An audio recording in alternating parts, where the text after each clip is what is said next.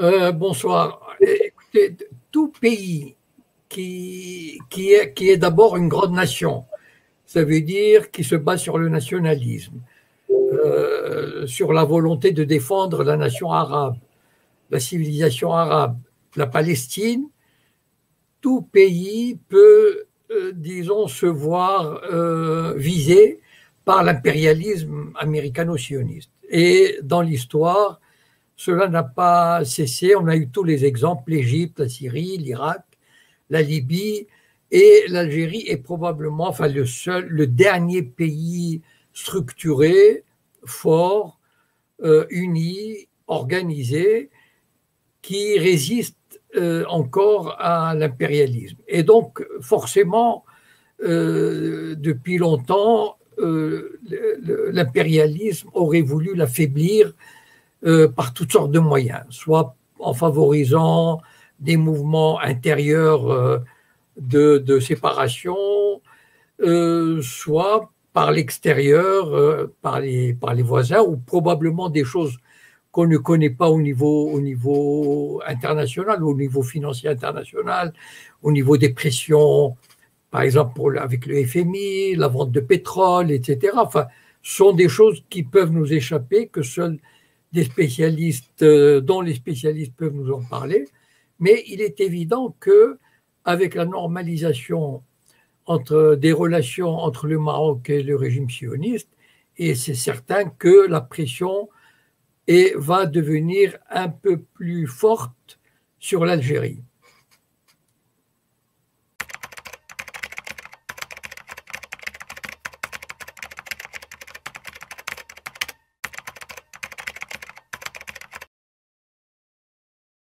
Très bien.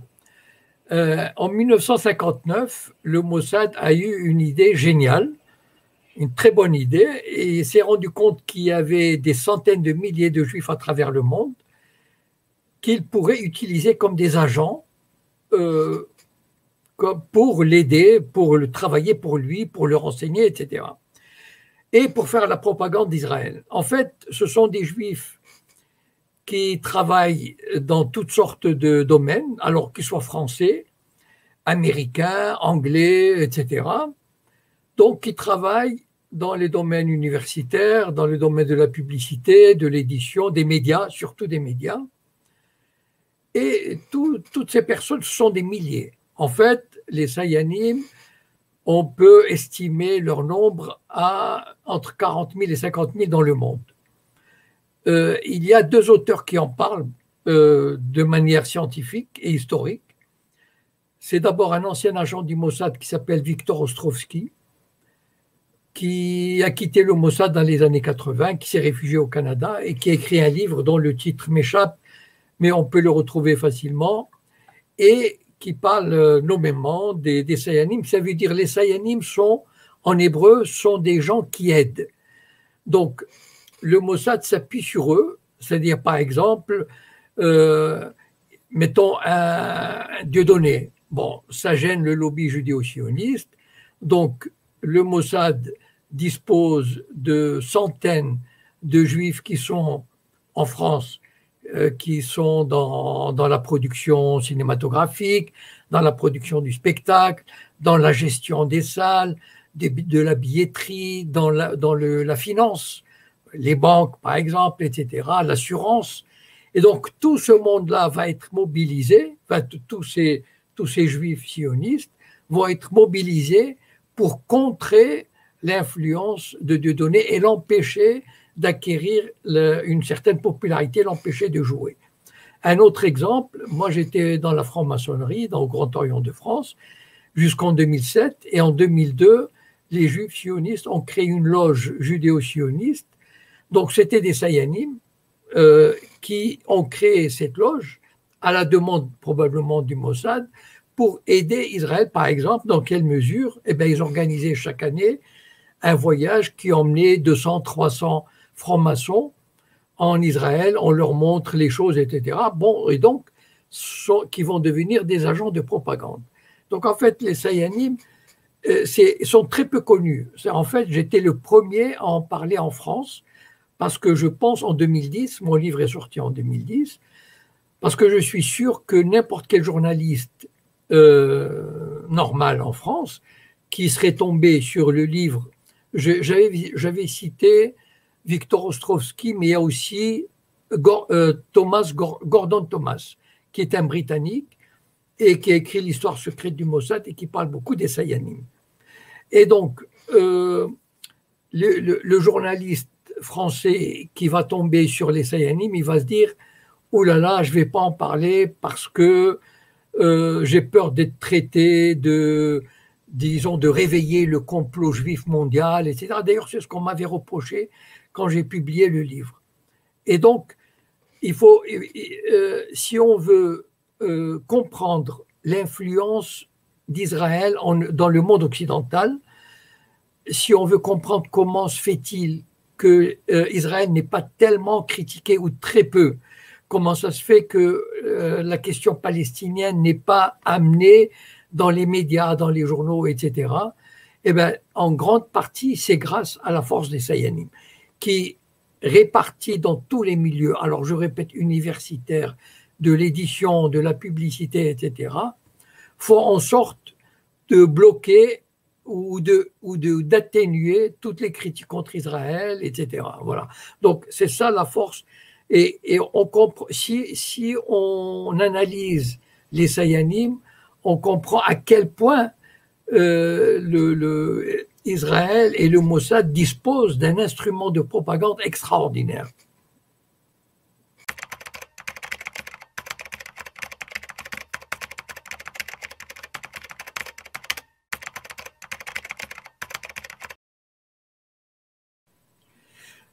Tout à l'heure, on a parlé des Sayanim. Au Maroc, il y a un Sayan, le singulier de Sayanim, c'est un Sayan, qui est très connu et dont on ne sait pas. Moi, j'ai fait une vidéo en expliquant en quoi il me semble que c'est un Sayan. C'est André Azoulay, le conseiller du roi. En fait, ce conseiller du roi est arrivé au Maroc et retourné au Maroc parce qu'il est né au Maroc, mais il a fait toute sa carrière en Occident, en France notamment, dans la banque.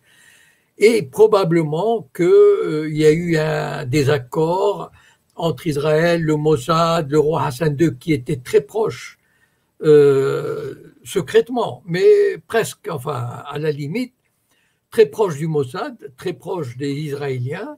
Et donc, André Azoulay est rentré au Maroc. Il est d'origine marocaine d'Essaouira, début 80, et son rôle a été de préparer le Maroc à devenir un pays, un État qui allait remettre la légitimité d'Israël dans le monde arabe, qui allait la rendre possible.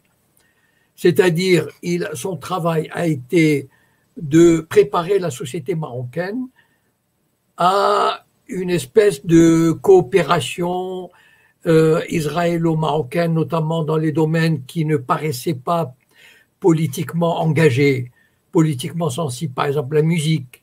On allait inviter des Israéliens dans les festivals de musique.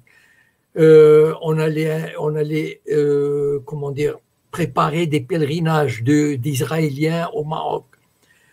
Le Maroc est devenu aussi le seul pays arabe qui a accepté de rendre hommage à la Shoah, l'Holocauste juif. Et donc, en fait, la Shoah, c'est une porte d'entrée pour sensibiliser les populations. C'est pour ça d'ailleurs qu'en Europe, la Shoah, c'est un thème qui revient chaque semaine à la télévision, dans les conférences, on en parle tout le temps, et c'est ce qui fonde, justement, par exemple, on dit que si on est antisioniste, c'est qu'on est antisémite parce qu'il y a la Shoah derrière. Donc le fait pour le Maroc d'accepter officiellement, je dis bien, que la Shoah devienne une partie intégrante de son combat, devait amener la société marocaine à accepter de plus en plus la présence israélienne. Il y a eu aussi des visites d'hommes politiques, par exemple comme Tzipi Livni, qui paraissait pour des Marocains qu'on avait attribué comme quelqu'un qui était pour la solution à deux États. Or, Tzipi Livni est aussi extrémiste que Netanyahou. Et donc, pendant 40 ans, on a préparé le terrain. Malgré tout, le régime n'a jamais osé officialiser des relations qui étaient, disons, plus ou moins discrètes et secrètes, mais il y avait des relations très poussées. Et donc, ce qui est arrivé, probablement, Trump et les Israéliens ont décidé que c'était le moment, parce que d'abord, il y a eu les normalisations avec 2 ou 3 monarchies du Golfe, avec le Soudan, et le Maroc a obtenu aussi, en échange, une chose très importante pour les Marocains. Vous savez, les Marocains, le Sahara occidental représente une cause nationale. C'est très difficile, par exemple, pour un Marocain, enfin j'en sais quelque chose, disons, pour un Marocain, de ne pas épouser totalement cette cause. C'est-à-dire, on n'admet pas la moindre réserve, etc.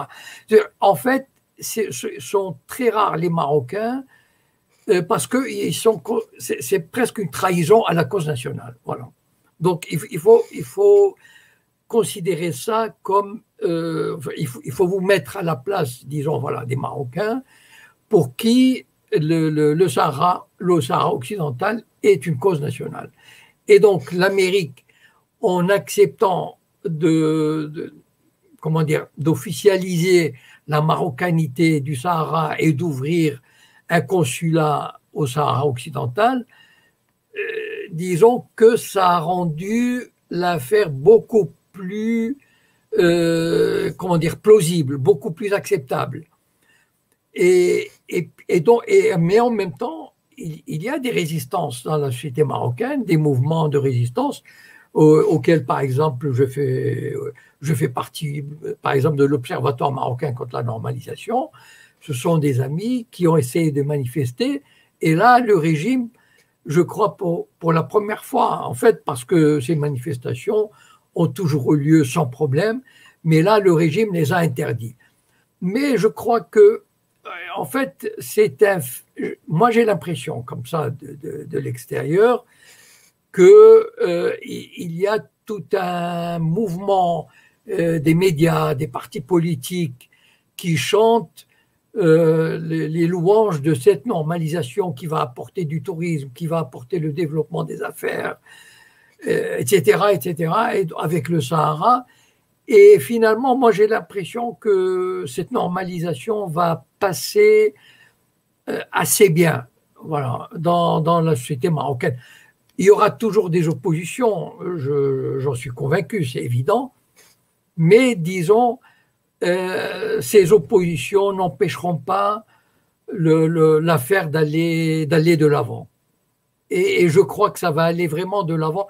Enfin, comme je vois les choses, ça va aller à pas de géant. Voilà.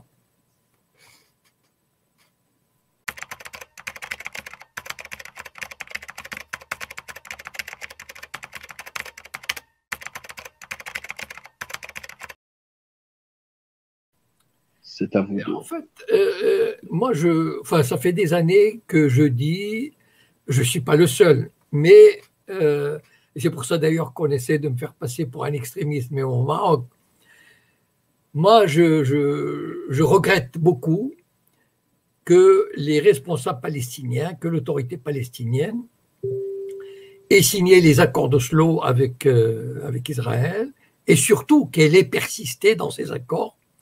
Parce qu'en fait, ces accords d'Oslo ont donné une légitimité à Israël sur le plan international. C'est-à-dire, et ça c'était dès 92, c'était l'objectif d'Yitzhak Rabin, le chef du gouvernement qui a signé les accords d'Oslo, qui pour moi n'a jamais été, j'ai fait des vidéos là-dessus, n'a jamais été un homme de paix, et n'a jamais envisagé la création d'un véritable État palestinien. Et je regrette que les Palestiniens en particulier ne connaissent pas, n'étudient pas le système sioniste, la mentalité sioniste. Ils auraient dû prendre contact avec les Arabes israéliens qui connaissent mieux les sionistes. C'est quoi le problème? Le problème, c'est que les accords d'Oslo ont été signés en 93, donc ça fait 28 ans. Et on a assisté à quoi dans ces 28 ans? On a assisté à la multiplication par 400% des colons juifs en Cisjordanie. Ça veut dire que l'emprise sioniste en Cisjordanie est devenue presque totale. Ça veut dire que la société palestinienne est divisée, est contrôlée, elle est harcelée, elle est brimée, elle est expropriée. Et je regrette de le dire avec l'assentiment conscient ou non, volontaire ou non, des responsables palestiniens. Voilà. Qui regardent cela tout en se disant, tout en demandant à la communauté internationale de les aider à obtenir un État. Or, la communauté internationale n'en a rien à fiche parce que la communauté internationale, elle est beaucoup plus sensible à la puissance israélienne. Israël est un acteur majeur de la communauté internationale. Ni l'Europe, ni l'Amérique, ni la Russie de Poutine, ni la Chine n'oseront le contraindre à céder un État palestinien, un réel État palestinien. Et malheureusement, les Palestiniens ne l'ont pas compris.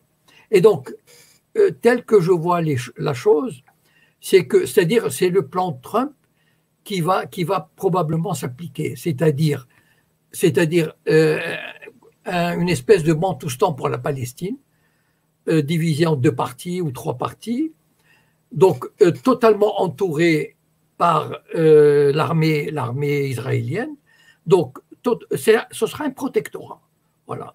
Et qui servira, ces Palestiniens serviront de réserve pour la main-d'œuvre, parce que qui travaille dans les colonies? Ce sont les Palestiniens. Une main-d'œuvre docile, contrôlée, avec une autorité palestinienne qu'on appellera la Palestine. C'est vers ça qu'on s'achemine. Et malheureusement, je le répète, et ça me brise le cœur de le dire, ce sont les responsables palestiniens de l'autorité palestinienne qui nous ont amenés dans cette impasse et dans cette situation.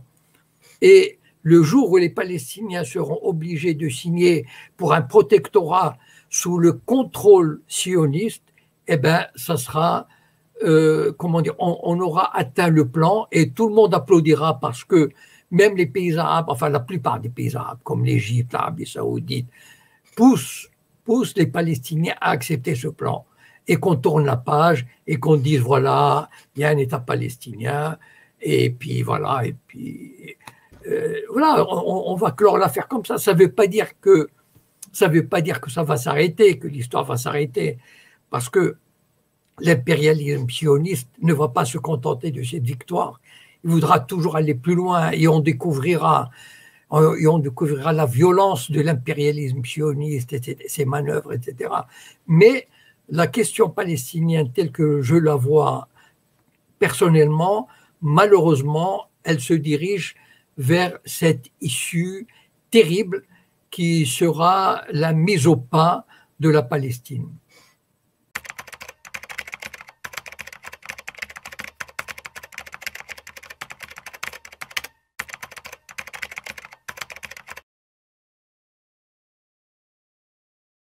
Vous savez,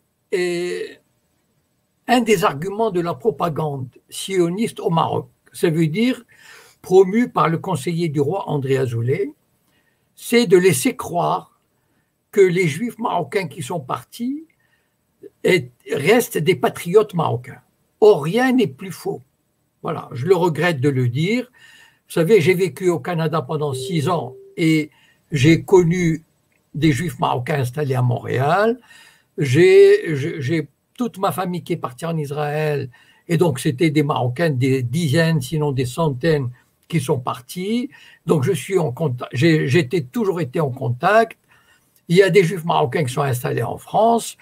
Ils n'ont que très très peu, comment dire, ils ont une petite nostalgie bien sûr, mais c'est-à-dire, et ça reste, disons, on a gardé une tradition culinaire, voilà, une tradition musicale.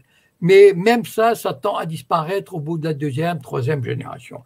Et les Juifs marocains qui sont installés en Israël, ils sont parmi, vous savez, le complexe du petit blanc, comme on appelle en Amérique les petits blancs, qui sont les rednecks. Ça veut dire ce sont les plus racistes. les anti-noirs, ce sont les petits blancs, les pauvres. Et les juifs marocains sont les, comment dire, ce sont les partisans, ce sont eux qui ont ramené la droite au pouvoir pour la première fois en 78. Et donc, ils n'ont, comment dire, ils n'ont qu'un lien très, très ténu avec le Maroc. Ça, c'est juste une espèce, on monte comme une mayonnaise le truc que, ah oui, on a gardé des ponts, etc. Ce n'est pas vrai du tout. Et s'il y a quelques ministres d'origine marocaine, ils n'ont absolument rien, enfin, ils n'ont rien gardé de marocain d'une part. Ce sont tout à fait des Israéliens, des sionistes, purs et durs. Ils partagent le même racisme anti-arabe que les autres, sinon plus. Et donc, voilà, c'est une construction artificielle. Voilà. Et il n'y en a pas tellement. Je crois que dans le gouvernement, ils avaient dit qu'il y avait 10 ou 20. En fait, il y en a peut-être 2 ou 3. Voilà. Et donc, on monte vraiment. Moi, ça me fait sourire parce que je connais les gens qui sont là-bas et ce n'est absolument pas vrai. Ça fait partie de la propagande pour faire croire aux Marocains, aux nationaux marocains, que nous formons, on pourrait presque imaginer qu'on continue à former un seul peuple. Je vais vous dire une chose. Pourquoi 99,5% des Juifs sont partis? La moitié en Israël et la moitié au Canada, en France. Je répète, 99,5%. Bon, de bien avoir une raison. Je vais pas entrer dans le sujet maintenant. Mais un autre fait. Pourquoi depuis les années 70, le début des années 70, 99,9% des bacheliers juifs partaient à l'étranger et ne revenaient pas? D'accord? 99,9% depuis le début des années 70. Voilà, je ne vais pas ouvrir ce dossier, mais c'est juste pour vous dire que c'est tout simplement une construction idéologique qui n'a aucun fondement. Bon, maintenant, venons une occupation d'un territoire étranger avec colonisation, etc. Bon, c'est à peu près le même processus. Et voilà, enfin, je veux dire, à part quelques différences de l'origine, etc. Enfin bon, mais c'est vrai que c'est le même processus de colonisation, d'occupation militaire, de noyautage, etc., etc. Enfin voilà, il n'y a pas de doute là-dessus.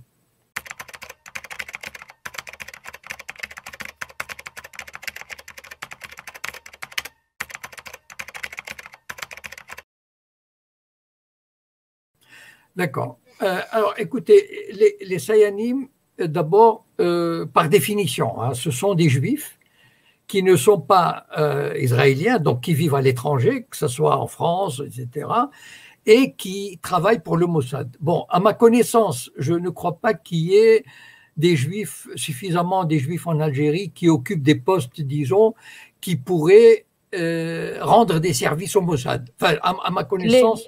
À ma connaissance, il n'y en a pas en Algérie, mais je peux me tromper. Par contre, au Maroc, il y en a. Enfin, je veux dire, j'ai cité tout à l'heure André Azoulay, conseiller du roi, et probablement il y a des hommes d'affaires qui doivent renseigner le Mossad. Mais en Algérie, je ne sais pas, je ne crois pas qu'il y ait des Juifs algériens qui occupent des fonctions assez intéressantes pour fournir des renseignements au Mossad. Je ne crois pas, mais je peux me tromper. Dites-moi si je me trompe peut-être, mais bon. Moi, je confirme qu'il n'y en a pas à ce niveau-là. Voilà. À mon avis, c'est ce que j'ai pensé. C'est-à-dire qu'en fait, il faut qu'il y ait suffisamment, enfin, au moins quelques Juifs assez bien installés, comme au Maroc par exemple, qui puissent vraiment rendre des services. Et le conseiller du roi, c'est un super Saiyan. Enfin, je veux dire, il fait un travail remarquable pour le Mossad. Maintenant, venons à cette histoire d'Amazik. Vous savez, j'ai assisté il existe ce qu'on appelle le Bnai Brit. Le Bnai Brit, c'est une franc-maçonnerie juive mondiale qui compte à peu près 1,5 million de membres à travers le monde. Ils sont très puissants, très bien installés, etc. Et je me souviens avoir assisté en 2005-2006. À l'époque, je n'étais pas connu, c'est-à-dire à partir du printemps des Sayanim 2010, où j'ai commencé à parler, à faire des conférences, des vidéos, etc. Et là, j'aurais pas pu aller ni au Bnei Brit, ni dans les cercles sionistes pour écouter et voir ce qui se passait. Et j'avais assisté à cette réunion d'Amazigh, représentant quelques associations qui étaient invitées par une loge du Bnei Brit. Je répète que c'est la franc-maçonnerie juive mondiale qui est très liée à Israël, qui travaille absolument pour Israël. Et donc, on leur proposait, à l'époque 2005-2006, où on leur proposait l'aide des Juifs, l'aide des sionistes, pour, évidemment, ils présentaient ça comme une aide pour l'organisation culturelle, pour la préservation de leur culture, etc. Mais en fait, c'est une façon de les récupérer et comment dire, de les pousser à exiger une autonomie culturelle et, au début, une autonomie linguistique, etc. Mais en fait, le but ultime du Bnei Brit, poussé probablement par le Mossad, c'est de créer des points de fixation autonomistes pour éventuellement les manipuler et créer plus tard des lieux de tension, éventuellement même de séparation. Vous savez, je viens d'écrire un roman, enfin je l'ai juste publié sur Internet, qui s'appelle Memba sur Tinrir. Tinrir est une province du sud-est marocain, Amazigh, et dans laquelle, dans cette province, les sionistes sont très actifs sur le plan culturel, sur le plan des pèlerinages, sur le plan religieux, et sur le plan de l'encadrement de la jeunesse. Et même, ils les poussent même jusqu'au point où on leur fait redécouvrir un soi-disant passé juif à ces jeunes Amazigh. Et donc, en fait, le but vous savez, si malgré la normalisation entre Israël et le Maroc, le Mossad continue son travail de sape. Il ne faut pas croire que on peut jamais faire confiance aux sionistes en matière de paix et de coopération. Mais pour revenir à l'Algérie, il est certain que ça, c'est une des armes, probablement la principale, qui est entre les mains du Mossad et probablement en alliance avec les services français, etc., les services occidentaux, pour avoir un moyen de pression sur l'Algérie, l'affaiblir, éventuellement jouer le séparatisme.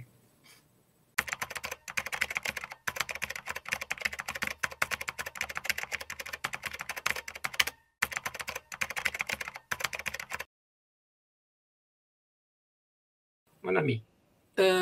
Non, vous savez, en général, bon, les Juifs en Afrique du Nord, dans les pays du Maghreb, étaient en majorité, disons, se tourner vers la France d'un point de vue pour l'éducation. Moi, par exemple, j'ai eu une éducation française, même au sein du mélange, c'est-à-dire du ghetto juif. J'ai pas été dans les écoles françaises, mais on nous a donné comment dire, une éducation tournée vers la France, avec le français comme langue, etc. Bon. Et donc, il est vrai que les Juifs avaient tendance, dans leur majorité, à se tourner vers la France.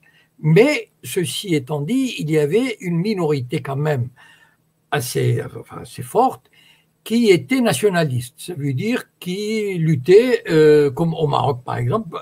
En Algérie aussi, je me souviens avoir lu dans le livre de comment il s'appelle, le psychiatre, bon, j'ai un trou de mémoire, qui a écrit beaucoup sur le FLN, etc. Frantz Fanon, peut-être. Voilà. Non, c'est Stara, peut-être. Et je sais qu'il avait cité des Juifs qui se battaient avec le FLN. Je me souviens avoir lu ça. Et donc, au Maroc, Ablam Serfati était un de ceux qui s'étaient inscrits à au Parti communiste et qui considéraient que leur combat est pour la démocratie, pour le nationalisme, pour la liberté, pour l'indépendance, se faisait au sein des partis nationaux. Bon. Et il a, comment dire, il a dérivé vers l'extrême gauche, ça veut dire même même en dehors du Parti communiste, parce que le Parti communiste il collaborait avec le palais. Donc lui, il était en dehors même du Parti communiste, et il a été arrêté en 72 ou 73, je crois, et il a passé une vingtaine d'années en prison. Je l'avais même rencontré en 81, 82 à la prison de Kénitra. J'ai discuté quelques fois avec lui. Et donc, il a été, ça n'a rien, le fait qu'il fût en prison n'a rien à voir avec le Sahara occidental, en fait. C'est-à-dire que lui, il était en prison parce qu'il s'était opposé, enfin, il était dans la clandestinité, il voulait renverser la monarchie. Et en 90, il a été exilé en France. Il est revenu au moment, je crois, où il y avait avec le nouveau roi, ou un peu avant, je ne me souviens plus très bien à quelle date il est revenu, et il a pris fait et cause. Il est vrai qu'il s'est montré en revenant, bon, peut-être l'âge, peut-être une certaine, comment dire, une volonté, un goût de calmer les choses. Voilà, je ne sais pas, je n'ai pas discuté avec lui, mais toujours est-il qu'il a dit qu'il faisait confiance au jeune roi, que les choses allaient s'arranger, etc. Et qu'il a pris fait et cause aussi pour le Sahara marocain, parce que, enfin, je peux pas me mettre à sa place, enfin, je veux dire, mais disons, ça faisait un peu partie de cette attitude pacificatrice. Voilà, c'est-à-dire on tourne la page, on ouvre une nouvelle page, on est tous ensemble, on va construire le Maroc nouveau, etc. Et alors, il ne pouvait pas prendre une position contre le Sahara si jamais il voulait, comment dire, se rétablir dans la société marocaine nouvelle. En fait, il y a eu en 1999, avec le roi Mohamed VI, une entourloupe extraordinaire. Enfin, je veux dire, on a une arnaque médiatique extraordinaire. C'est-à-dire, on a dit, voilà, c'est le roi des pauvres, c'est le jeune roi, tout va devenir magnifique, c'est le Maroc nouveau, etc. Et ça a duré quelques années avec la complicité des médias occidentaux. Et bon, beaucoup de gens y ont cru ou ont voulu y croire avant d'ouvrir les yeux, de se rendre compte que c'était bidon. Et Abraham Sarfati, il est décédé quelques années plus tard, il n'a pas eu le temps de voir la réalité. Et en plus, j'ai appris qu'il était sous la coupe de sa femme, la française, la coopérante, qui ne pouvait pas vraiment, qui n'était vraiment pas libre de ses mouvements, etc. Et probablement, enfin, il était sur un fauteuil roulant. Enfin, c'est très difficile de parler de ce monument de la résistance, en fait, tel que je l'ai vu, en prison au début des années 80, et tel qu'il est retourné, enfin, vraiment diminué, etc. Je ne sais pas, ce n'est plus le même homme, et puis je le connaissais pas bien. Et en fait, le problème qui se pose avec comment dire, si on prend le problème de la présence du militantisme des Juifs au sein des sociétés maghrébines. Le problème tel que je le vois, enfin, j'imagine que ça doit être la même chose en Tunisie et en Algérie, ou en tout cas avec des réserves, mais je crois que c'est un peu ça, c'est comme au Maroc, c'est que ce nouveau nationalisme maghrébin, avec la création d'Israël, avec, comment dire, la francisation des Juifs sur le plan éducatif, ces circonstances n'ont pas permis à ces régimes nouvellement indépendants de considérer, et puis une certaine, comment dire, une absence d'état de droit. C'est un fait, n'ont pas permis à ces régimes de considérer leurs juifs, leurs nationaux juifs, comme des citoyens à part entière qui auraient pu apporter leur contribution à l'édification du nouvel État. en tout cas, je peux parler pour le Maroc, le parti de l'Istiklal, le parti des Fassi, qui a mené le pays à l'indépendance, il était pratiquement le seul, parce que, en tout cas le plus important, parce que c'était la grande force politique organisée, il était assez antisémite, c'est-à-dire, et il souhaitait que les Juifs quittent le Maroc en masse. Et d'ailleurs, Abraham Serfati, dans un livre d'entretien, il avait dit que les nationalistes marocains avaient le même objectif que les sionistes, faire partir les Juifs. Donc, ces Marocains musulmans ne voyaient pas d'un bon œil ces Juifs qui occupaient des places importantes dans le monde des affaires, dans le monde du commerce, dans le monde du fonctionnariat, qu'ils considéraient comme importants, voilà, qu'ils considéraient comme pas à leur place. En tout cas, c'est le sentiment qu'on avait au Maroc, que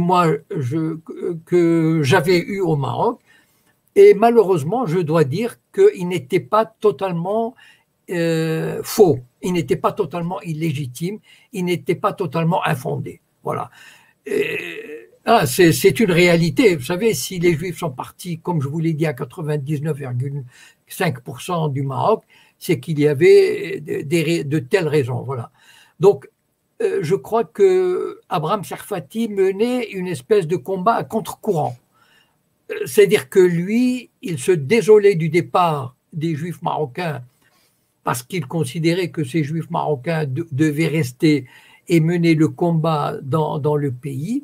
Mais il était conscient, d'ailleurs il l'a dit dans cet entretien dont je vous ai parlé, il était conscient que le parti de l'Istiklal et certaines forces marocaines souhaitaient le départ des Juifs de n'importe quelle manière parce qu'il les considérait comme des concurrents illégitimes. Voilà, ils n'avaient pas leur place.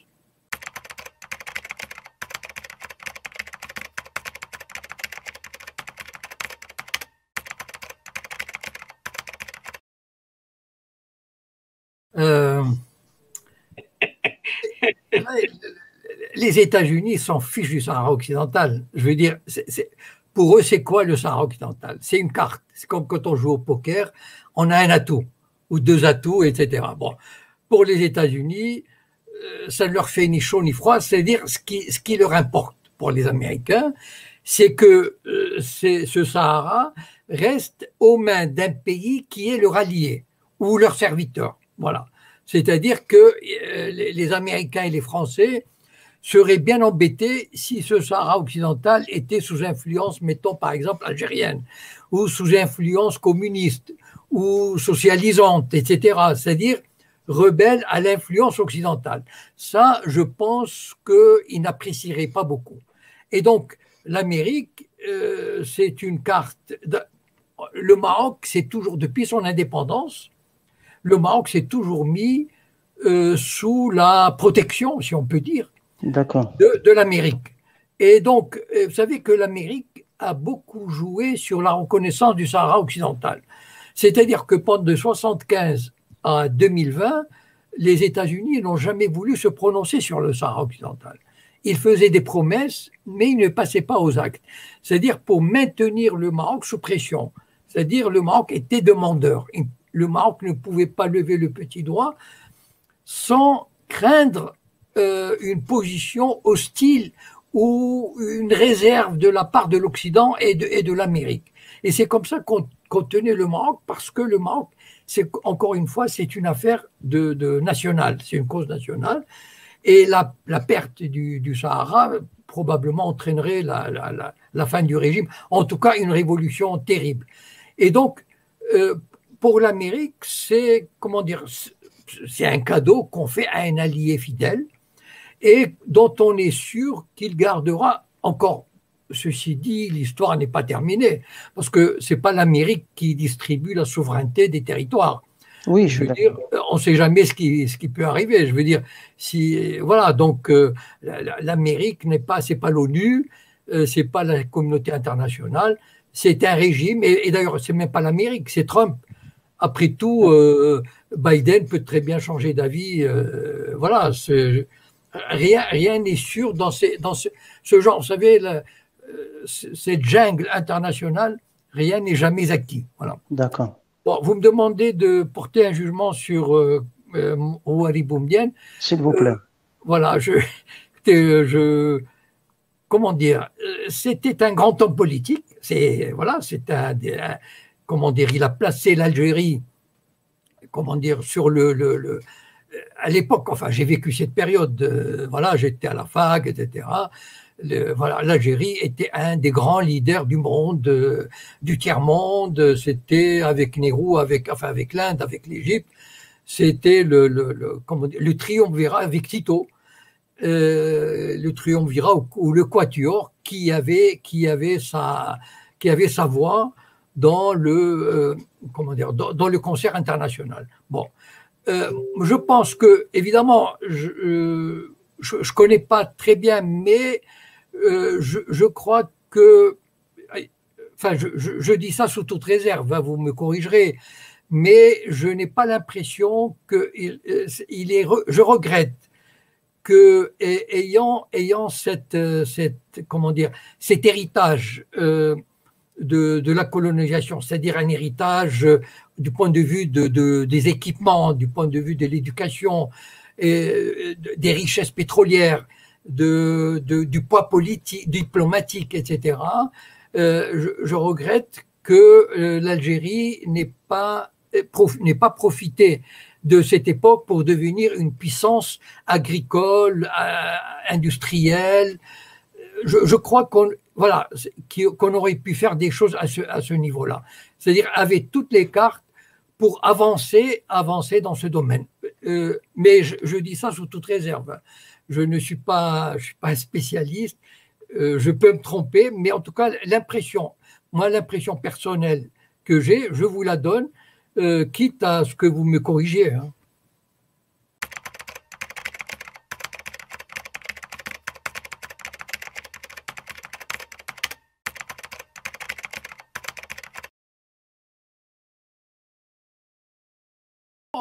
C'est pas une règle absolue. C'est-à-dire, bien sûr, dans le cas de l'Algérie, la lutte armée s'imposait. C'est-à-dire, enfin, voilà, et elle a donné, et aucune autre lutte n'aurait rien donné. Quand on savait ce que, comment dire, ce que l'Algérie représentait pour la France. Enfin, je veux dire, il a fallu qu'il y ait une défaite militaire, politique, pour que la France abandonne l'Algérie, abandonne le Sahara aussi, etc. Donc, la lutte armée s'avérait incontournable, indispensable, et aucune autre, je ne vois aucun autre moyen, enfin à l'époque, aucun autre moyen n'aurait pu aboutir, d'autant plus que la société française coloniale était totalement bloquée sur toute possibilité d'évolution politique, démocratique, égalitaire, etc. Vous savez, depuis les années 30, des gouvernements ont essayé d'apporter des améliorations, et jusque dans les années 40, ils auraient pu sauver la situation. Je parle du point de vue français, mais comment dire, le secteur colonial algérien interdisait toute évolution démocratique. Donc, ne restait que la lutte armée, et qui a donné les résultats que l'on sait. Bon, maintenant, je parle de la Palestine. Bon, il y a eu dans les années 70 une lutte armée. Bon, donc, incontestablement, même elle a commencé dans les années 50, avec la pénétration des fédayines qui commettaient des actes de résistance, etc. Dans les années 60, dans les années 70, il y a eu la lutte armée. Bon. Mais seulement, la lutte armée était, enfin, si vous voulez, comment dire, vous prenez un pays occupé comme l'Algérie. Bon, donc il y a une force militaire contre toute une population.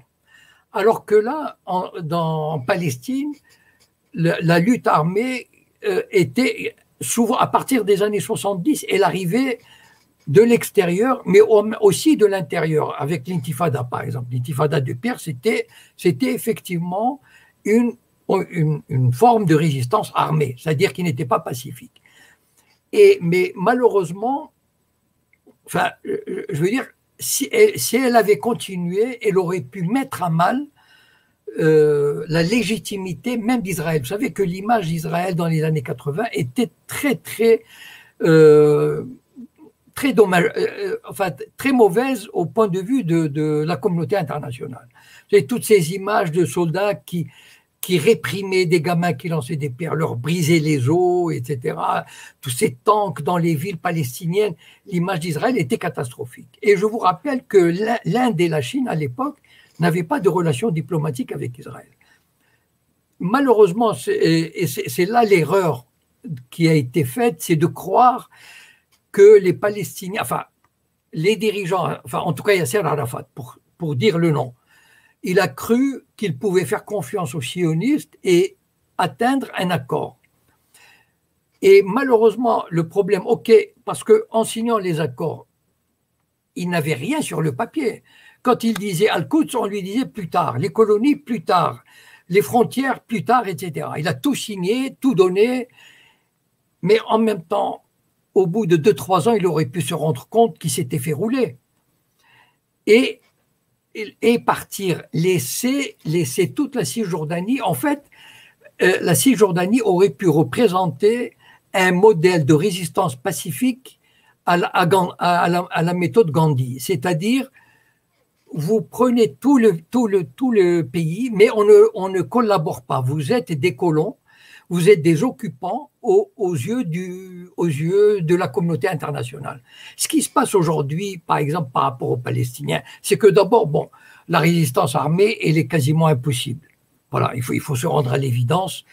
Les Palestiniens n'ont pas de base arrière. C'est-à-dire, avant, ils pouvaient venir de Syrie, du Liban, de Jordanie, d'Égypte. Aujourd'hui, c'est fini. Et donc, une résistance de l'intérieur et avec tous les contrôles qu'il y a et la collaboration de la police palestinienne avec le régime sioniste, c'est très difficile. Donc, moi, je pense toujours, je suis convaincu que si les Palestiniens, si les dirigeants palestiniens abandonnaient le territoire et disaient « nous allons nous battre comme en Afrique du Sud, un homme, une voix », je pense que ça aurait eu une grande portée beaucoup plus importante que ce qui se passe actuellement. Bon, quant au Sahara occidental, il y a eu il y a une résistance armée, il y a eu des conflits qui a duré, je crois que le cessez-le-feu, enfin le vrai cessez-le-feu, il a eu lieu dans les années 90, je me souviens pas de 91.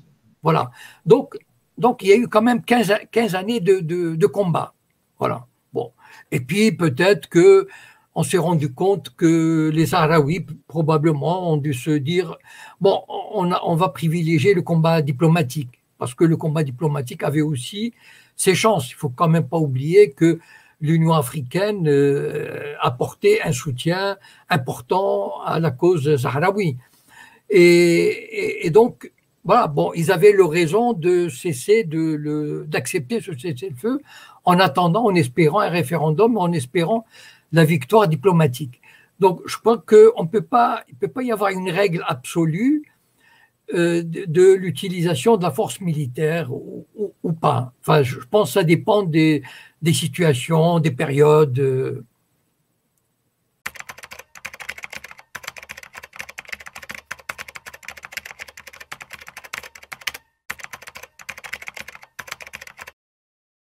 Il faut partir du fait que l'Amérique a joué un rôle déterminant. Trump ou l'Amérique, mettons Trump, a joué un rôle déterminant dans cette normalisation.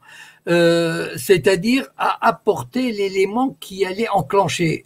Tout à l'heure, j'avais dit que, en fait, il y avait beaucoup. Le terrain a été préparé pour une normalisation en tout cas une officialisation des relations qui étaient très fortes, mais disons plus ou moins secrètes, entre le Maroc et Israël. Bon.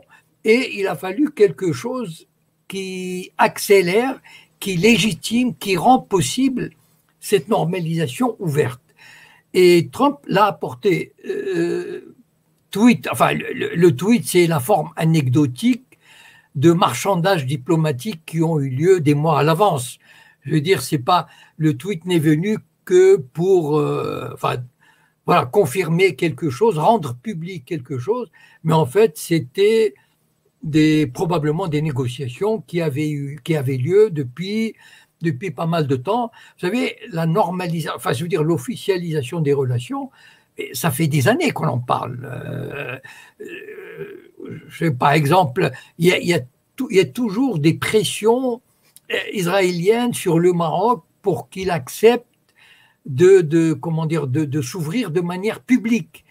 Par exemple, Netanyahou, il y a 1 an ou 2, il a failli venir au Maroc. Donc, il avait quasiment annoncé son arrivée. Et donc, tout a été fait pour pousser le Maroc à accepter cette normalisation, publiquement. Et le roi s'est toujours gardé de le faire parce qu'il connaissait l'état de son pays, l'état de l'opinion. Mais voilà, tout à l'heure, j'avais replacé ça dans le contexte, c'est-à-dire les normalisations avec les monarchies, le Soudan et le cadeau du Sahara occidental. Le tweet, comment dire, c'est vraiment anecdotique, c'est-à-dire c'est le truc qui vient comme la cerise sur le gâteau, disons, c'est la patte de Trump, voilà. Mais ça n'a pas une grande valeur, c'est juste sa manière à lui de communiquer. C'est pas qu'Israël avait besoin de ce tweet. Israël avait besoin des négociations qui a eu lieu avant et de l'engagement de Trump qui a amené les normalisations des monarchies et celle du Maroc.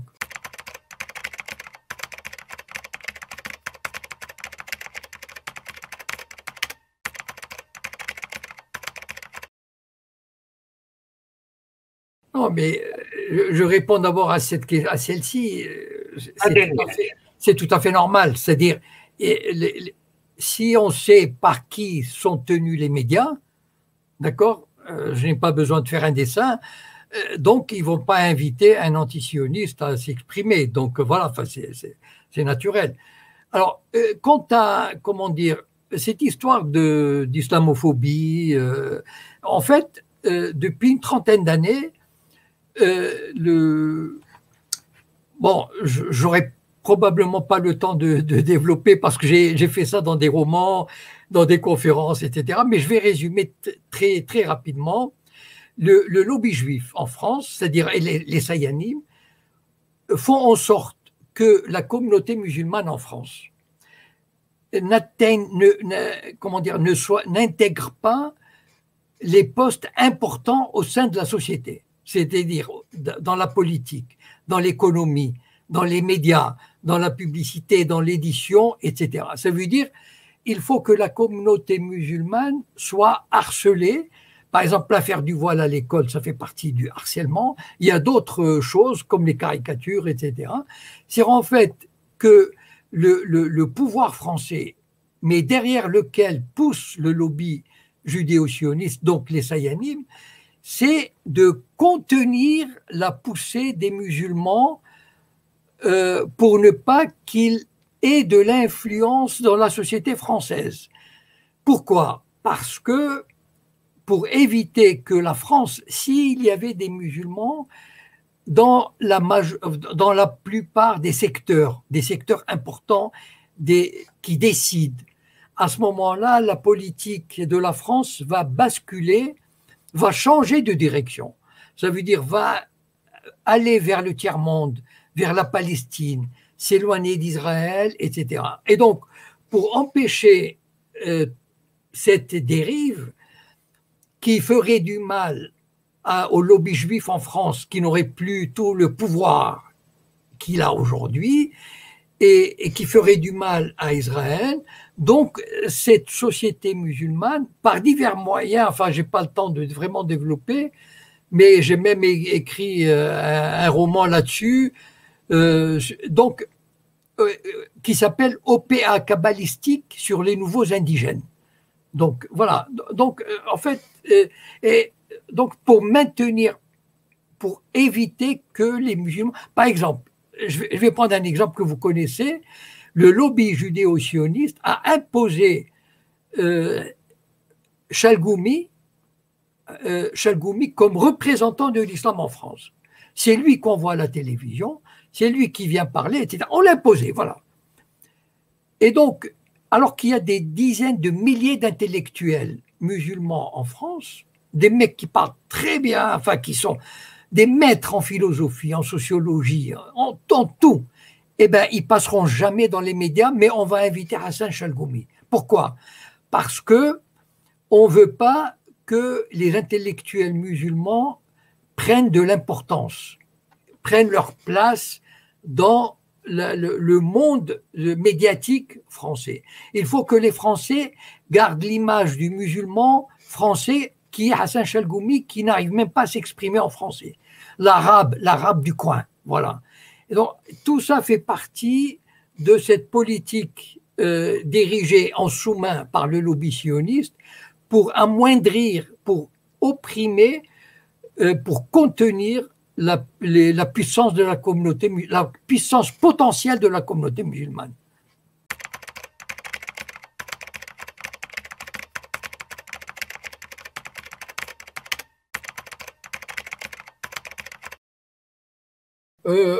Non, enfin, franchement, je ne crois pas.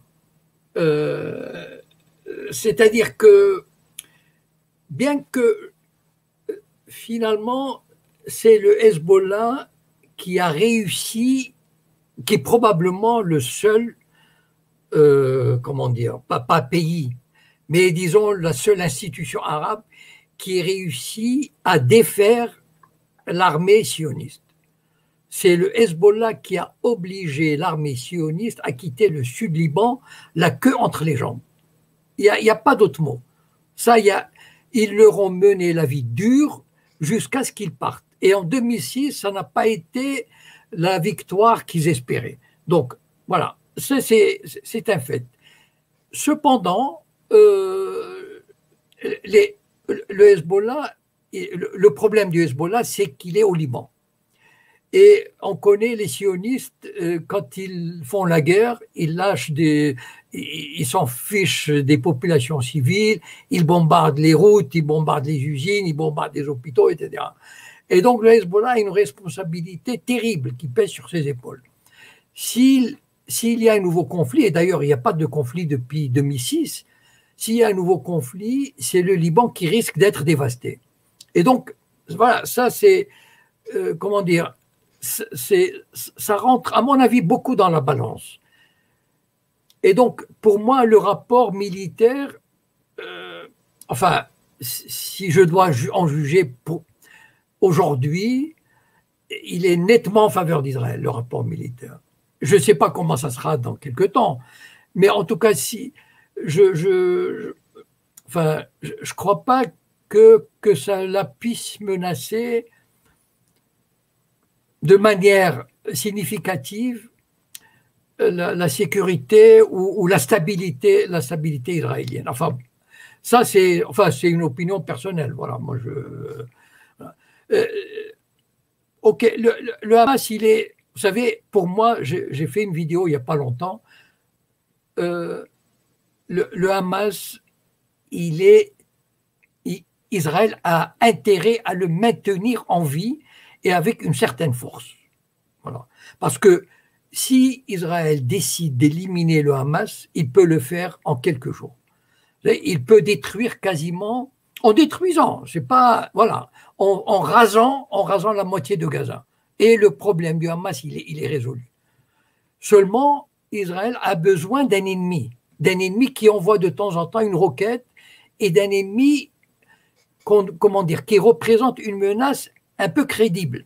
Pour dire, parce que Israël doit vivre sur le pied de guerre, doit entretenir ce sentiment qu'il est en guerre, qu'il faut que la population israélienne se dise la paix est impossible et donc il faut qu'on se batte, il faut qu'on soit une population armée, avec cette mentalité de la force, de la violence, etc.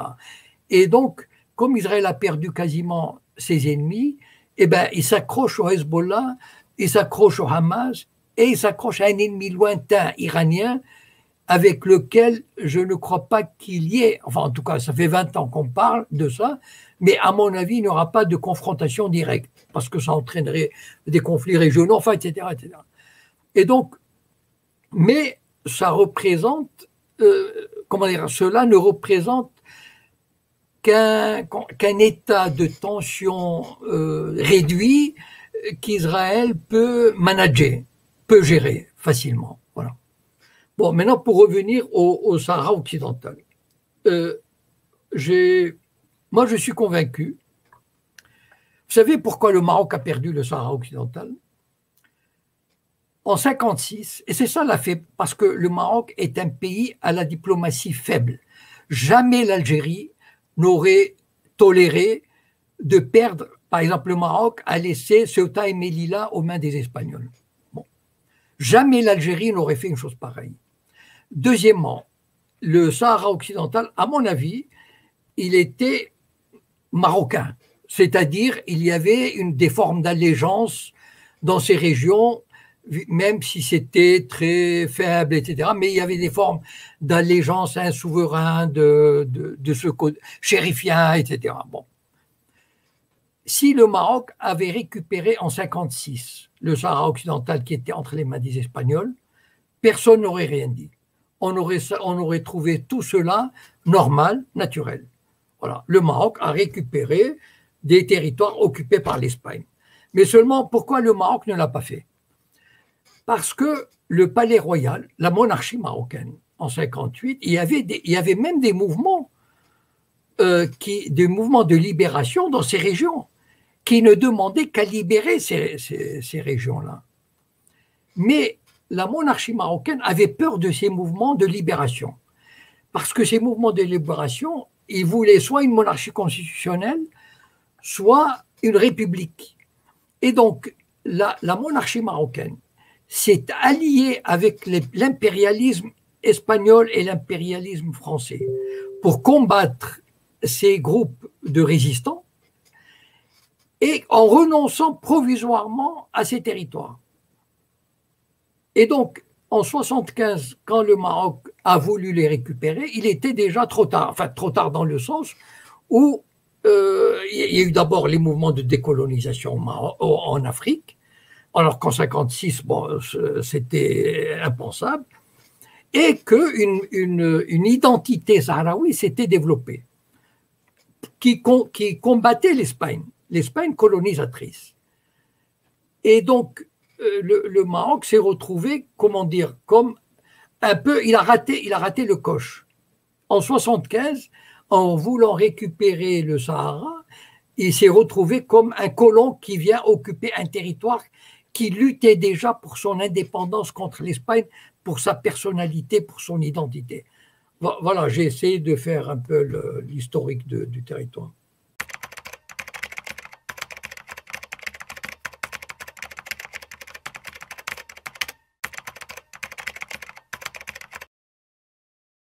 Bon, vous savez, moi je pars d'un point de vue, disons, géostratégique. Voilà. C'est-à-dire, vous savez, les États, il n'y a pas, entre les États, il n'y a pas d'amis.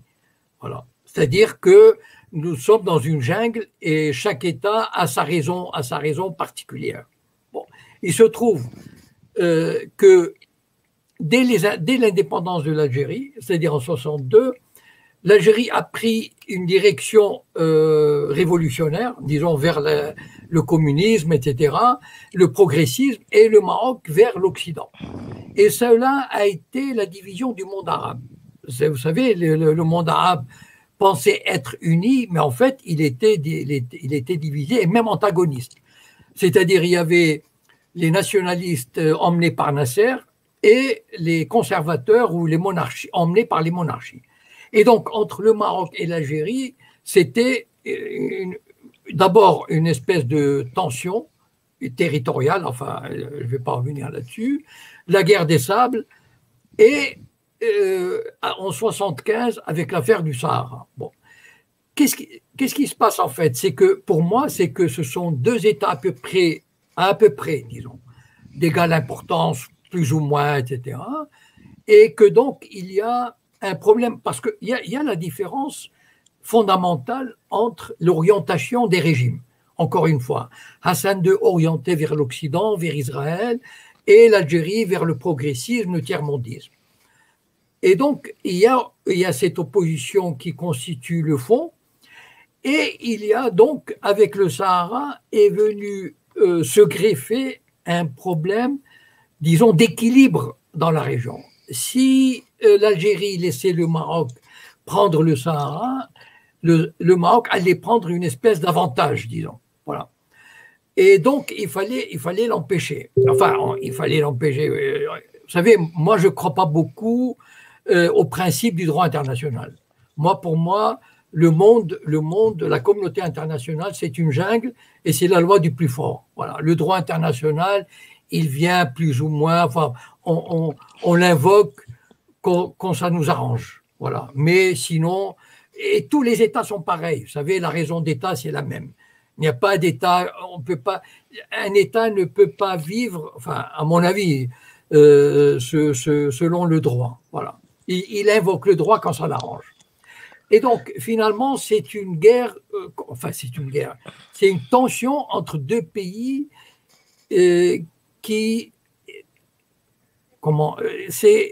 entre deux pays qui ne peuvent pas laisser l'autre prendre le pas, prendre l'avantage. Si les deux pays avaient plus ou moins le même régime politique, avaient des convictions idéologiques proches, ils auraient pu s'entendre et ils auraient pu coopérer. Mais malheureusement, c'est-à-dire dès le départ, c'était des pays antagonistes qui ne se faisaient pas confiance et qui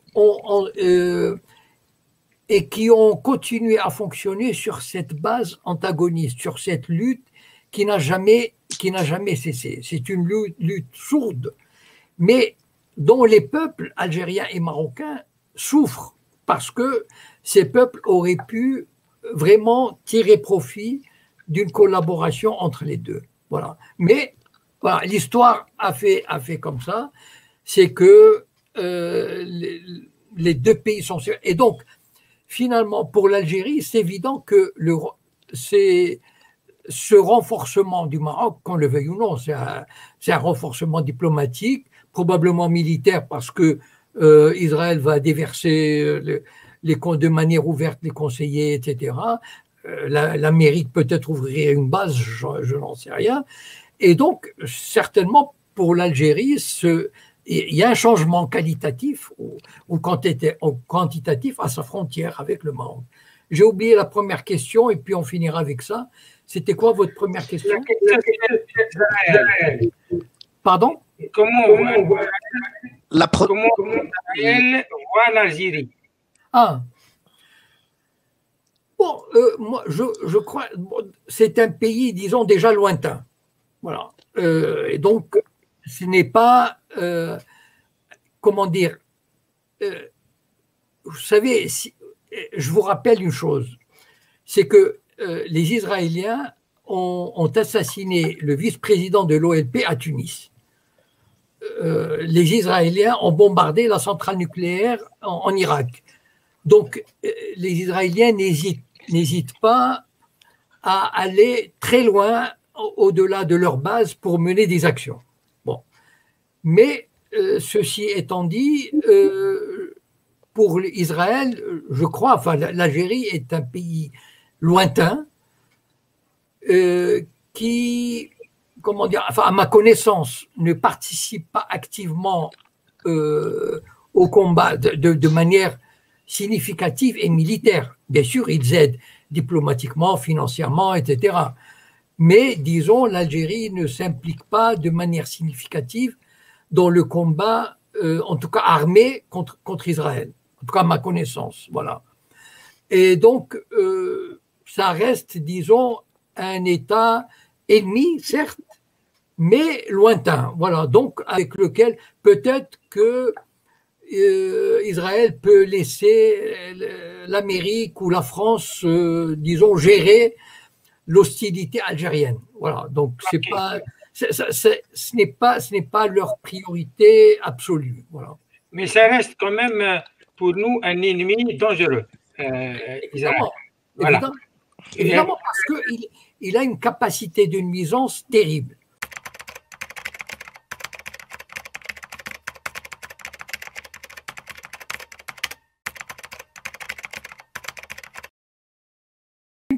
C'est une période difficile parce qu'on a l'impression que l'impérialisme est quasiment vainqueur pratiquement un peu partout. Mais il ne faut pas oublier une chose, le sionisme est un colosse au pied d'argile. On peut le combattre pas militairement, mais comment dire, en dénonçant sa légitimité même d'existence dans ce territoire, en dénonçant ses bavures, en dénonçant son apartheid. Je pense que le travail de résistance antisioniste doit se focaliser sur ces points-là. Voilà. Son apartheid, sa domination militaire, sa paix fictive, parce que Israël continuera toujours à dominer, à vouloir ostraciser les Arabes et les Palestiniens. Et je crois que c'est là où il faut mettre l'accent pour combattre l'ennemi sioniste, l'ennemi de tous les Arabes.